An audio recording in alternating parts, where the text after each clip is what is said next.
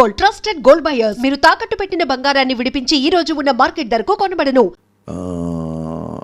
దీంట్లో police character మళ్ళీ ఏం చూస్తామని చాలామంది అడిగినప్పుడు చెప్పా బాబు ఓన్లీ ఇంటర్వెల్ బిఫోరే మీకు పోలీస్ క్యారెక్టర్తో కనబడతారు, అప్పటి వరకు వేరే డ్రెస్సింగ్ వేరే స్టైల్ ఉంటుంది అని చెప్పాను. దానికి దీనికి ఎనర్జీకి సంబంధం లేదు బేసిక్గా. నెక్స్ట్ ఏంటంటే లాస్ట్ సినిమా సెకండ్ హాఫ్ సరిగ్గా లేదు కదా అని చెప్పి ఈ సినిమా అంతా ఎలా వర్క్ చేసాం, ఈసారి అక్కడ సెకండ్ హాఫ్ అలా నేను పర్ఫార్మెన్స్ బద్దలైపోద్ది అని ప్రతిసారి క్యాంపెయిన్ చేస్తామంటే దాని ఉద్దేశం విలన్తో పంచ్ డైలాగ్లో ఫైట్లో అని కాదు. ఆయన యొక్క చేసే ఇంటెన్స్ ఎమోషన్ సీన్స్ సెకండ్ హాఫ్లో ఎక్స్ట్రాడనరీగా ఉంటాయి. యాక్చువల్గా దేవిశ్రీ ప్రసాద్ గారు కొన్ని నెలల ముందు వేరే సినిమా ఫంక్షన్లో మాట్లాడుతూ ఒక మాట అన్నారు, నాకు హరీష్ శంకర్ 2 సీన్లు చూపించాడు. మామూలుగా పవన్ కళ్యాణ్ సినిమా అంటే అందరూ చెప్పేదే అదిరిపోయింది, పగిలిపోయింది, ఇలా అందరూ చెప్పినట్టే నేను చెప్తున్నాను మీరు అనుకోవద్దు. ఆ సీన్స్లో ఉన్న ఇంటెన్స్ ఎమోషన్ అద్భుతంగా తీశారు, చాలా బాగా వచ్చిందని చెప్పి ఫస్ట్ రోజు ఆయన ఆ స్టేట్మెంట్ ఇచ్చారు. మీకు అప్పటికి సినిమా మీద అంటే ఓపెన్గా చెప్తున్నాను, ఈ ప్రాజెక్ట్ మీద కాస్త నెగిటివ్ ఉండింది. ఎందుకంటే ఇది పోలీసోడు రీమేక్ అనుకోని భ్రమలో కొంతమంది ఉండి ఒక రకమైన నెగిటివ్ ఉండింది. మొట్టమొదటిసారి దాన్ని తీసేసిన వ్యక్తి దేవిశ్రీ ప్రసాద్. మీరు చూసారు ఆ వీడియో? అది చూశాను. తర్వాత చాలా మంది ఫ్యాన్స్కి నమ్మకం వచ్చింది. తర్వాత ఇంకా ఎలాగో ప్రమోషన్ వీడియోస్ అన్ని స్టార్ట్ అయిన తర్వాత మొత్తం మారిపోయింది. ఈ రోజు భయంకరమైన బజ్ వచ్చేసింది. సో బట్ దేవిశ్రీ ప్రసాద్ మధ్యలో అందుబాటులోకి రాకపోవడం లోటుగా భావిస్తున్నారా? దేనికి అందుబాటులోకి రాకపోవడం? నిన్న సాంగ్ కూడా దేవిశ్రీ ప్రసాద్ కదా, బీజేపీ. అవునండి, మా టైం లేస్ మ్యాచ్ లేదు, నేను హైదరాబాద్లో ఉండి చేయాల్సిన పరిస్థితి. అది లోటుగా భావిస్తున్నారు? నేను హైదరాబాద్లో ఉండి చేయాల్సిన పరిస్థితి. ఓకే, ఎందుకంటే ప్రీపోన్ చేసాం కాబట్టి దేవిశ్రీ ప్రసాద్ గారు చెన్నైలో చేస్తారు, తమన్ ఇక్కడ చేస్తారు. ఓకే, తమన్ గారు చేస్తున్నారు. సో వర్క్ ఫుల్గా అవ్వలేదు. దేవిశ్రీ ప్రసాద్ గారు ఫస్ట్ నుంచి లాస్ట్ వరకు ఒక నోట్స్ లాగా ప్రిపేర్ చేసుకున్నారు. అందుకే ఆల్మోస్ట్ ఆయన మైండ్లో బ్యాక్గ్రౌండ్స్ గారు అయిపోయింది. అంటే ఒకసారి స్క్రిప్ట్ రాసిన తర్వాత మన మైండ్లో ఏం చేస్తాం తెలిసినప్పుడు సినిమా ఆఫ్ ద వర్క్ అయిపోయింది అంటారు.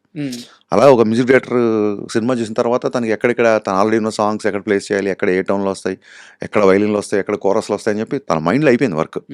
ఆ తర్వాత ఆయన టైం లైన్ మేము మ్యాచ్ చేయలేకపోయాం కాబట్టి తమన్ దగ్గరికి వెళ్ళాల్సి వచ్చింది. అది ఆయనకి క్లియర్గా ఎక్స్ప్లెయిన్ చేసి సంగీతం దేవిశ్రీ ప్రసాద్, బ్యాక్గ్రౌండ్ స్కోర్ తమన్, వాళ్ళిద్దరు మ్యూజిక్ డైరెక్టర్ల కంటే కూడా నాకు చాలా బెస్ట్ ఫ్రెండ్స్.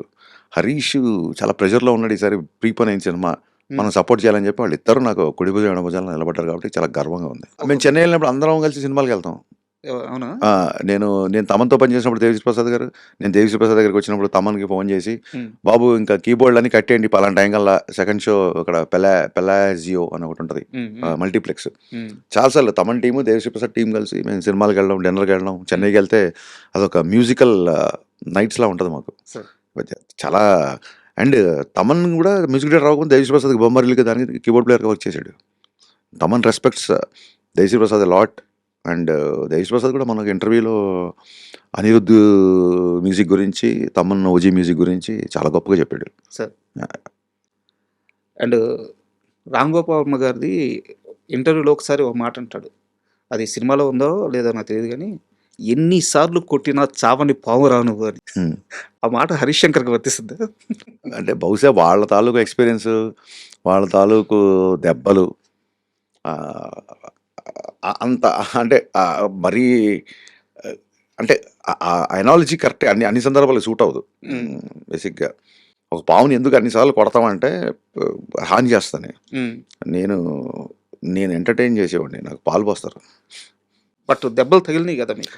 ఎవరికి తగలేదు సార్? మీకు తగలేదా? ఇంటర్వ్యూ చేసి మీకు తగలేదా? ఈ స్థాయికి వచ్చి మీరు కూర్చొని ఇంటర్వ్యూ చేస్తున్నారు, మీకు తగిలినప్పుడు ఇంటర్వ్యూ చేయని వ్యక్తికి నాకు డెఫినెట్గా ఇంటూ ఎక్సే ఉంటాయి కదా. నాకు కూడా దెబ్బలు తినవాడు ఎవడు? దెబ్బలు తినకుండా, అందుకే కదా మా పాటలో లైన్ రాసాం, మెత్తని మట్టిలో మొలిచిన మొలగవు కాదు నువ్వు, బండరాళ్ళను బద్దలు కొట్టిన మొండి మొక్క. బండరాళ్ళు అంటే సర్కమ్స్టెన్స్, మనుషులు లేకపోతే మనకి పడని వాళ్ళు, మనకి ఇంకో వర్గం అని కాదు అక్కడ మీనింగ్. మనకున్న సర్కమ్స్టెన్సెస్, మనం ఎదుగుతుంటే మనకి అడ్డుపడి ఉంటే రాళ్ళని కూడా చూడండి, కొట్టల్లో కొమ్మల్లో ఒక చిన్న మొక్క రాళ్ళ మధ్యలో ఉంటుంది, మనం ఆశ్చర్యపోతుంటారు ఎలా వచ్చింది భలే ఎక్కడికి అని. అది ఆ విజువల్ నుంచి వచ్చిన లైన్ అది. So quite common. అంటే నేను మొన్ననే చెప్పాను, ఎవరో ట్రోల్ చేస్తున్నారు అది ఇది అన్నప్పుడు, మీరు ట్రోల్ చేస్తూనే ఉండండి, మేము కెమెరా రోల్ చేస్తూనే ఉంటాం అని చెప్పి. రామయ్య వస్తావయ్య ఫ్లాప్ అయిన తర్వాత before this question, first shock lyric గురించి మాట్లాడారు. I was very emotional. ఆ తర్వాత రామయ్య లైన్ గురించి మాట్లాడారు. ఆ తర్వాత మిస్టర్ బచ్చన్ స్క్రీన్ ప్లే గురించి మాట్లాడారు. ఈ 3 సినిమాల గురించి మాట్లాడారు ప్రస్తుతానికి. నాకు 'మిరపకాయ' అనే ఒక సంక్రాంతి బ్లాక్ బస్టర్ ఉంది. 'డీజే' అనే ఒక టైంలో ఆ టైంలో అల్లు అర్జున్ హైయెస్ట్ ఉంది. అవును సార్. 'గద్దలకొండ గణేష్' అని వరుణ్ తేజ్ ఉంది. Varun Tej super duper hit block buster ఉంది. 'సుబ్రహ్మణ్యం సేల్' అని మన సాయిధరమ్ తేజ్ సినిమా ఉంది. ఈ హిట్ సినిమాలు వదిలేసి ఆడని మిస్టర్ బచ్చన్, రామయ్య వస్తే పదే పదే వాటి గురించి మాట్లాడడంలో మీ ఉద్దేశం ఏంటో నేను క్లియర్‌గా తెలుసుకోవచ్చా? నేను మాట్లాడిన ప్రతిసారి వాటిలో పాజిటివే తీసుకున్నాను. దేంట్లోనే పాజిటివ్ ఉంటది. బట్ అంటే నేను ఆడని సినిమాలోనే ఎంత పాజిటివ్ ఉంటే ఆడిన సినిమాలో ఇంకెంత పాజిటివ్ ఉండొచ్చు. అవును. అవును. అహా! మీ ఉద్దేశం అడుగుతున్నా, అడగకూడదనలా. మిస్టర్ బచ్చన్ గురించి పోస్ట్ మార్టం అని ఒక ఎపిసోడ్ పెట్టండి ఐ డ్రీమ్‌లో. 2 గంటలు మాట్లాడతా నేను.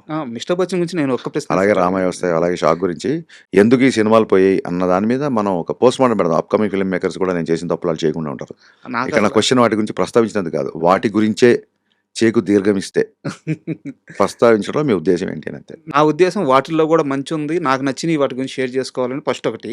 Okay. And second thing Ramayya వస్తావ గురించి మళ్ళీ ఎందుకు ప్రస్తావించంటే నేను బేసిక్‌గా ఎన్టీఆర్ ఫ్యాన్. ఓహ్! అవునా? ఓకే. దాంట్లో నాకు తెలుసుకోవాల్సిన అంశాలు 2 ఉన్నాయి. ఓకే. సో అందుకని వాటిని ప్రస్తావించాను. కానీ నేను ఫ్లాపు ఫెయిల్ గురించి అసలు మీరు ఇంకా తారక్ గారు ఫ్యాన్ చెప్పారు కాబట్టి మీకు ఆల్ రైట్స్ ఏదో అడగొచ్చు మీరు ఇంకా. నాకు అసలు షాక్, నా దృష్టిలో షాక్ అసలు ఫ్లాప్ మూవీయే కాదు. అలాగే మిస్టర్ బచ్చన్ ఫస్ట్ హాఫ్ నాకు చాలా ఇష్టం. సో నేను వాటి గురించి నేను ఉద్దేశం అడిగాను, అడగకూడదు అలా. యాజ్ ఎన్టీఆర్ ఫ్యాన్ గానే అడుగుతున్నాను. ఆ సినిమాలో మీరు దానవీర సూరకర్ణ డైలాగు ఎన్టీఆర్ గారి చేత చెప్పిస్తారు. అవును. బట్ అప్పటికి ఎన్టీఆర్ గారికి ఆ క్యాపబిలిటీ ఉంది. ఆయన చెప్పగలడు, మ్యాచ్ చేయగలడు. కానీ ఏ డైరెక్ట్‌గా ఆ ఆలోచన రాలేదు. మీరు మాత్రం ఎందుకు చెప్పించారు? ఇది నాకు ఒక క్వశ్చన్. దాని మీద ఇంకో క్వశ్చన్ కూడా ఇప్పుడే అడిగేస్తాను. ఎన్టీఆర్ గారిని ప్రజెంట్ చేసిన విధానం, అటు నడుచుకుంటా పోతున్నప్పుడు షర్ట్ ఇలా అంటే మీరు బ్యాక్ షాట్ పెట్టినప్పుడు ఆ షర్ట్ గాలి కట్టలేస్తారు. అవును. అంత స్టైలిష్‌గా, అంత సూపర్‌గా ఎన్టీఆర్‌ని అప్పటి వరకు ఎవరు చూపించలేదు. అవును. నాకు ఈ 2 ప్రశ్నలకు సమాధానం చెప్పండి. అదే బాగా చూపించినందుకు దానికి అది ప్రశ్న ఎలా అవుతుంది? కాంప్లిమెంట్ అవుతుంది. మీరు చెప్పిన రెండో సెంటెన్స్ అనేది కాంప్లిమెంట్. నాకు తారక్ గారు, నేను 'మిరపకాయ', 'గబ్బర్ సింగ్' కంటే ముందు నుంచి నన్ను విపరీతంగా ఎంకరేజ్ చేసిన హీరోల్లో ఆయన ఒకళ్ళు. నేను అదుర్స్‌కి వినాయక్ గారి దగ్గర పనిచేశాను. అప్పటి నుంచి నాకు ఆయన బాగా క్లోజ్. అంతకంటే ముందే ఆయనకి నేను ఎమ్మెల్యే అని కదా చెప్పాను. ఎందుకు అంత యంగ్‌గా చూపించాలంటే నేను యంగ్‌గా చూపించలేదు. ఆ సినిమా అయినప్పుడు ఆయన చాలా యంగ్, ఇప్పటికీ యంగే. విషయం ఏంటంటే 18 ఏళ్లకే సింహాద్రిలు, ఇండస్ట్రీ హిట్లు, ఆదిలు విపరీతమైన ఒక గంభీరమైన పాత్రలు చేసేసి, ఒక సీమ బాధ్యత అంతా భుజాల మీద వేసుకున్న భారీ పాత్ర, లేకుండా ఒక కుటుంబ బాధ్యత అంతా వేసుకున్న పాత్రలు ఇలాంటివి చేసేసి ఆయనలో ఉన్న ఒక ఆ యంగ్, ఆ యవ్వనం, దాన్ని ఏమంటారు, ఆ యూత్, అది ఎవరు ట్యాప్ చేయలేదు అప్పటివరకు. నాకు చాలా స్ట్రాంగ్ ఫీలింగ్. అండ్ ఆయన భయంకరమైన ఏమంటారు సెన్స్ ఆఫ్ హ్యూమర్. మన అసలు ఆయనతో ఉంటే నవ్వుతూనే ఉంటాడు. మనకు జోక్ చెప్తే మామూలు నవ్వుతే ఆయన ఒక 2 నిమిషాలు నవ్వుతారు. ఇది కదా ఆయన యాంగిల్. మీరు రామయ్య వస్తే ఆడియో ఫంక్షన్లు చూసుంటే ఓన్లీ ఎన్టీఆర్ గారు నవ్వులతో ఒక ఏవీ చేసాం. అది రాజమౌళి గారికి బాగా నచ్చింది. మేము ఎప్పుడు అనుకుంటుంటాము తారక్ స్మైల్ చాలా బాగుంటుంది, ఎవరు కట్ చేయలేదు, హరీష్ భలే కట్ చేసాం అని చెప్పి ఆయన కాంప్లిమెంట్ ఇచ్చారు. సో అండ్ ఎక్కడో ఒక బిహెచ్ఎల్లో ఒక స్టూడెంట్ లైఫ్ బాగా గడపడం మూలంగా అసలు నేను ఎప్పుడు టైగర్ అని పిలుస్తాను. టైగర్ని ఎవరు ఇట్లా చూపించలేదు కదా అని చెప్పి మీరు చెప్పిన ఆ స్టైలింగ్, ఆ డ్రెస్సింగ్, ఇదంతా నిన్ననే జీవితో ఇంటర్వ్యూ చేసిన ఐల్ బ్రెయిన్ జీవితో ఇంటర్వ్యూ చేసిన జీవి అన్నాడు. ఫస్ట్ హాఫ్ అయిపోగానే all NTR needs is a right director and Harish Shankar touch is the right card అని చెప్పి కొట్టగా నేను ఫోన్ అలా వేసేసి కొట్టేసాం అనుకోను. సెకండ్ హాఫ్ చూసాక ఎవరు మెసేజ్ లేదు. సో అదే ఒక చిన్న స్క్రిప్ట్లో అప్పటికే వేరే సినిమాలు వచ్చి మేము అనుకున్న సెకండ్ హాఫ్ ఆ సినిమాకి మ్యాచ్ అయ్యి దాన్ని షూటింగ్ స్టార్ట్ అయ్యి సెకండ్ హాఫ్ మార్చాల్సి వచ్చి అలా జరిగింది.